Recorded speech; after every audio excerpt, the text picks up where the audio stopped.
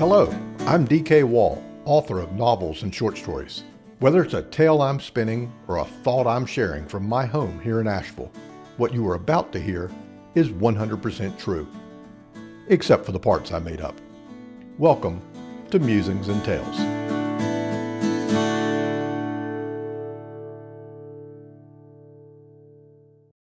The emergency room at midnight has a unique soundtrack. It's a low, polyrhythmic hum, a symphony of quiet suffering and institutional patience.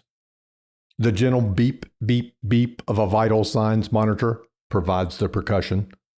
The squeak of rubber-soled shoes on linoleum is the string section, and the murmur of hushed conversations is the choir. It's a soundscape I became intimately familiar with on a recent, very late night. Now, before your imagination runs wild with scenarios involving me, a gurney, and a dramatic life-saving procedure, let me clarify, I was not the patient, nor was my ever-patient partner in life. This story, thankfully, is not about us. It's about being an accidental audience member to someone else's drama. It began with a summons, not from a doctor, but from a loved one who had been delivered to the hospital via ambulance and now, several hours later, required an extraction. I was the designated getaway driver.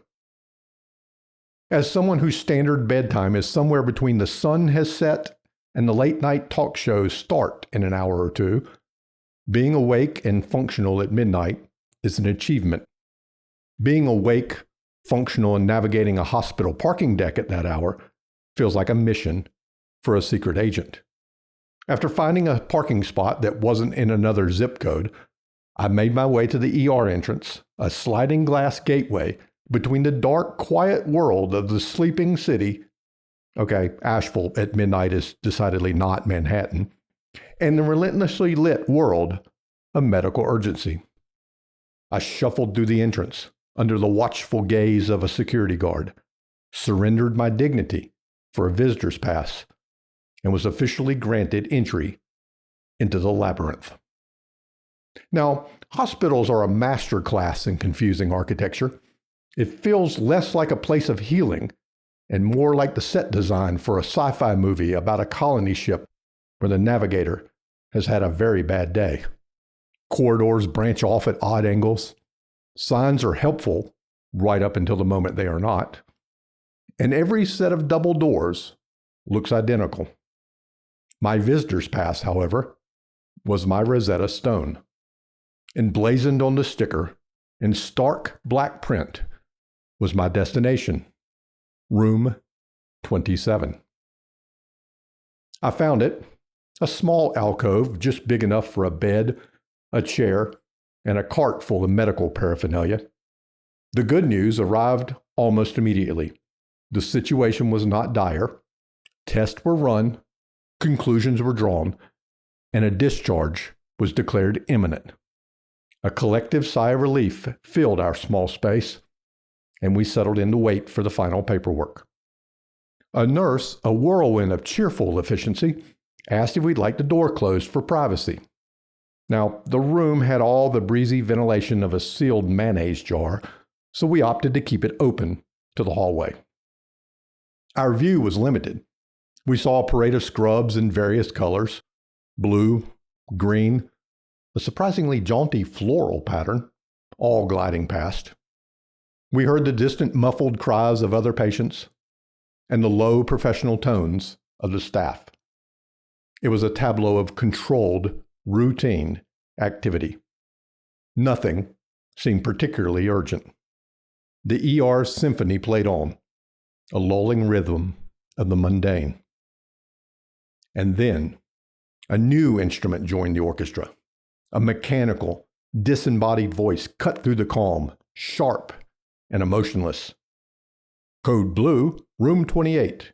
Code blue, room 28. The symphony stopped. The rhythmic beats and murmurs of the hallway vanished into a sudden, cavernous silence, filled only by that chilling announcement. Now, I am not a doctor. My medical knowledge is a questionable gumbo cooked up from a lifetime of watching ER, Grey's Anatomy, and the occasional documentary where someone pokes a real organ. But even with my degree from the University of Hollywood Medicine, I knew what Code Blue meant. It's the big one, the one you never want to hear.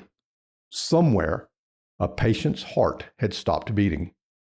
Somewhere, a resuscitation team was needed, or a patient was about to become a former patient. And somewhere was not a mystery. We were in room 27. The laws of mathematics and architectural logic dictated that room 28 was right next door. The crisis was happening on the other side of the wall. We didn't know the person in room 28. We had no idea what ailment had brought them to this fluorescent lit purgatory. We hadn't heard their voice or seen their face. They were a complete stranger. Yet in that instant, a profound sense of sorrow washed over me. You can't help it. My heart, pardon a morbid pun, went out to their heart, which had apparently clocked out for the night. You imagine a life, a family, a story, all teetering on the brink just a few feet away. Through our open doorway, the scene unfolded not like a television show, but with a terrifyingly calm professionalism. Within seconds of the alarm, people in scrubs converged on room 28. There was no running, no shouting, no frantic scramble like you see in the movies. They walked. It was a walk, however, infused with a meaning and purpose that could bend steel. Their faces, which minutes before had been relaxed and marked with the easy camaraderie of a shared late shift, were now masked of intense focus. They were a team, each member knowing their role, moving like a practiced ballet of life-saving. We heard no barked commands. No one yelled for a crash cart. In fact, we heard almost nothing at all. The silence from the room was more unnerving than shouting would have been. The professionals went in. And then, just as quickly, they began to trickle out. A nurse walked by, then another. They weren't rushing. They were just returning to their post. Their services in room 28 were no longer required. The whole event, from the chilling announcement to the quiet dispersal, couldn't have lasted more than 90 seconds. My mind raced through the grim possibilities. Was it over that fast? Was it too late? The mystery was solved by the next voice to emerge from room 28. It was an authoritative, deeply serious male voice, laced with a thread of weary patience. "Sir, please get back in bed." I blinked. My writer's brain, already scripting a tragedy, slammed on the brakes. Get back in bed? I've seen this movie too, and it usually involves the recently deceased reanimating. I had a fleeting, absurd vision of a zombie in a hospital gown. I'll admit, the first episode of The Walking Dead flickered through my mind. Alas, the response from the patient confirmed he was not part of the shambling undead. It was a querulous, slightly slurred, and deeply stubborn voice. "But I want to go home." We looked at each other, our shared expression a cocktail of disbelief, relief, and barely suppressed laughter. This was, without a doubt, the fastest recovery from cardiac arrest in recorded medical history. The doctor's voice returned. Patience strained, but holding firm. "Yes, sir, I understand you do. We want you to get home as soon as you can. But we would really like to hook you back up and run a few more tests.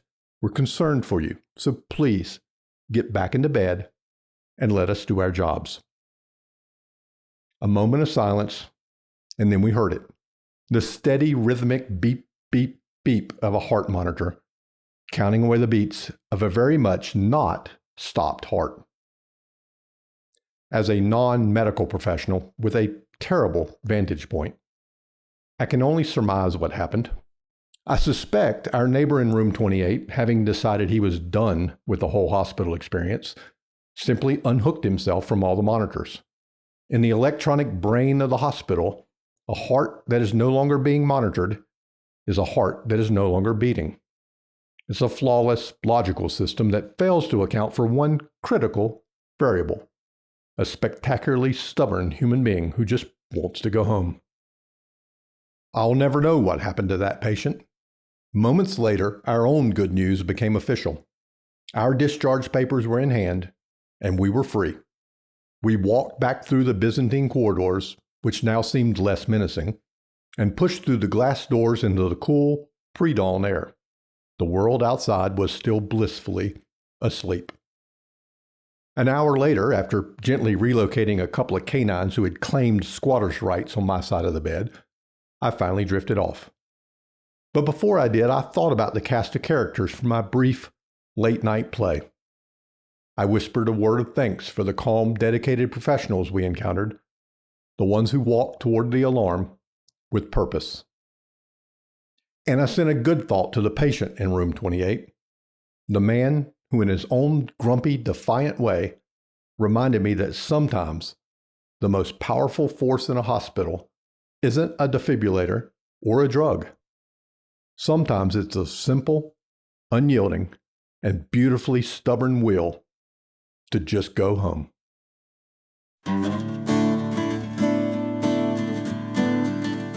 Thank you for letting me bend your ear today. If you enjoy the yarns I spin here, I invite you to explore my novels and short stories over at my online home, dkwall.com. That's dkwall.com. It would also mean the world to me if you'd follow or share this podcast so these tales can travel a little further. Your interaction tickles those little computer gremlins that spread the news. Until the next episode of Musings and Tales, happy reading.